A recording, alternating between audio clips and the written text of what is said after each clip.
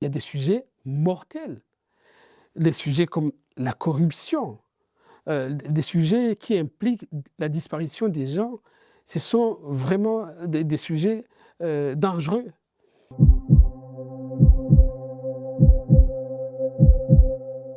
Je m'appelle Antoine Kabouraye, je suis journaliste burundais depuis une trentaine d'années. J'ai commencé ma carrière dans les médias publics au Burundi dans les années 90. Puis avec l'avènement du pluralisme politique et médiatique, je me suis lancé dans la presse indépendante et j'ai fondé le groupe de presse Iwachu. Mais depuis 2015, je vis en exil. Être dans la peau d'un journaliste dans la région des Grands Lacs, c'est pas très facile parce que dans cette région, plus qu'ailleurs, les journalistes vivent dans une pression permanente. La presse indépendante, la presse libre, vit dans tous ces pays vraiment des moments difficiles. On a la pression politique, sécuritaire et aussi la pression économique. Et il y a la censure. Et plus grave, l'autocensure. L'autocensure, on n'en parle pas souvent. De bons journalistes se retrouvent à couvrir des événements, je dirais, beaucoup plus consensuels. Surtout après ce qui s'est passé au Burundi en 2015, il y a eu des manifestations contre un troisième mandat du président de l'époque, Pierre Nkurunziza, qui a donc voulu continuer, rester au pouvoir alors que la Constitution ne lui permettait pas ce troisième mandat. Il y a eu des manifestations qui ont été réprimées dans le sang. Et dans la foulée, il y a eu une tentative de coup d'État par une partie de l'armée, mais qui a échoué. Et la répression a frappé la société civile, l'opposition. En une nuit, plusieurs radios sont parties en fumée et une centaine de journalistes sont partis en exil. Et moi, comme d'ailleurs tous les responsables des médias, j'ai dû partir parce qu'il y avait un mandat d'arrêt contre moi. Ce sont des accusations un peu fourre-tout, où on peut mettre tout ce que l'on veut. Moi, on m'a mis sur le dos la préparation, l'implication dans la tentative de coup d'État, parce que ce jour-là, comme journaliste, j'ai simplement cherché à interviewer celui qui s'était présenté comme le meneur, le putschiste. Donc moi, j'ai fait ce que fait un journaliste quand il y a ce genre d'événement. J'ai tenté d'interviewer, j'ai appelé, j'ai téléphoné, parce que je souhaitais comprendre, interroger. Et c'est ça d'ailleurs notre fonction. Et je risquais la perpétuité si je n'avais pas pu me sauver à temps. Quand j'ai quitté le Burundi en 2015, en fait, j'ai entamé un deuxième exil. J'avais connu un premier dans les années 97. J'ai été contraint à fuir et je m'étais installé en Belgique. Après 10 ans, après la signature des accords de paix au Burundi, les fameux accords d'Arusha, je suis rentré et j'ai lancé le groupe de presse Iwachu, qui signifie « chez nous ». Et pendant 10 ans encore, c'était une expérience extraordinaire où nous avons pu travailler, montrer qu'on peut faire une information responsable, on peut informer correctement. 10 ans après, en 2015, j'ai été de nouveau contraint à partir. Deuxième exil qui durera jusqu'à quand? Je n'en sais rien.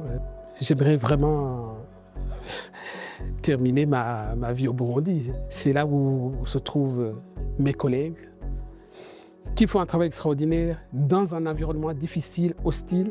Iwachu ne s'est pas effondré. Je leur rends hommage. Je rends hommage aussi à tous les journalistes burundais en exil qui ont continué à animer des radios en ligne, à rester debout malgré les difficultés. Il y a des sujets mortels, des sujets comme la corruption, des sujets qui impliquent la disparition des gens. Ce sont vraiment des sujets dangereux. En juillet 2016, On a perdu un collègue, il s'appelait Jean Bigirimana, la trentaine, 2 enfants, qui a été enlevé en pleine journée et dont on n'a jamais retrouvé le corps. On a signalé à la rédaction d'Iwachu, là où il était, qu'il y a une voiture, un pick-up, qui vient de l'embarquer. Les journalistes d'Iwachu ont été courageux. Ils se sont rendus dans la région où il a disparu, à Muramvya. Ils ont mené une enquête grâce à la population qui a donné certaines informations. Et dans une vallée profonde, une sorte d'étang, ils ont trouvé 2 corps en état de décomposition avancée, dont un avait été décapité. On a souhaité une identification, mais les autorités se sont empressées d'inhumer ces 2 corps. Pourquoi on a tué Jean Bigirimana? Moi, je pense que c'était une façon d'instiller la peur. On a tout fait, mais la réponse est toujours la même. Les enquêtes continuent. C'est un cas qui nous a traumatisés, vraiment. Je crois que dans ce pays, il y a des héros. Ces hommes et ces femmes qui acceptent de continuer de travailler dans des conditions économiques difficiles, dans des conditions de sécurité problématiques. La démocratie que l'on nous chante, sans la presse, elle n'existait pas. Tous ces gens au pays méritent vraiment l'hommage de la nation, des Burundais. Et d'ailleurs, les Burundais nous le rendent si bien parce que nous avons le site le plus consulté aujourd'hui, le site Iwachu. Une presse libre, c'est une presse qui va essayer de dire ce qui ne marche pas forcément. Quand on fait un papier qui ne rentre pas dans la ligne gouvernementale, sur les réseaux sociaux, on se déchaîne. Vous n'êtes pas un journaliste patriote. Mais c'est quoi un journaliste patriote? Est-ce qu'un journaliste patriote, c'est celui qui ne voit pas, qui n'entend pas, qui dit ce que les autorités veulent comprendre ou entendre? Non. Il y a une définition du journaliste au Burundi qui m'a fait toujours sourire. C'est qu'un journaliste accompagne l'action gouvernementale.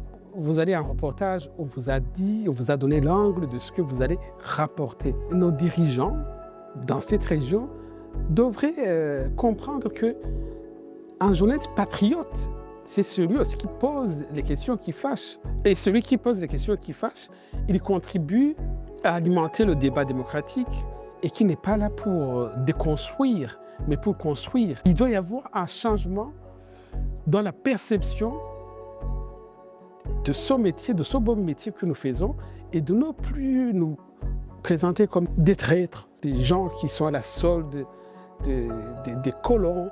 Ça, c'est un mot que j'entends très souvent, que nous sommes à la solde des Occidentaux, parce que peut-être il y a eu une ONG qui a soutenu un média. Et d'ailleurs, je profite pour lancer un appel à tous ceux qui soutiennent les médias dans cette région de continuer avec ce qui se passe dans le monde. Beaucoup de regards se sont détournés de la région et malheureusement des tragédies risquent de se jouer à huis clos avec des médias qui ont perdu leur rare moyen. Les médias des Grands Lacs souffrent énormément.